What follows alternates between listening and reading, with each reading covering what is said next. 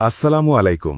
মুদাব্বির এবং কবিরাজ ভাইয়েরা, আপনারা যারা পুরনো শরিয়া সম্মত ইসলামিক পরীক্ষিত কিতাব খুঁজতেছেন তাদের জন্য নিয়ে এলাম সম্পূর্ণ ইসলামিক ইন্ডিয়ান অরিজিনাল মুকসুদুল মুহসিনিন ১৩৬৩ সনের কিতাব, প্রথম থেকে চতুর্থ বালাম একত্রে।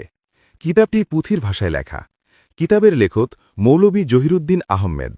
এই কিতাবের মধ্যে শক্তিশালী পরীক্ষিত তদবির পাবেন খুব সহজেই।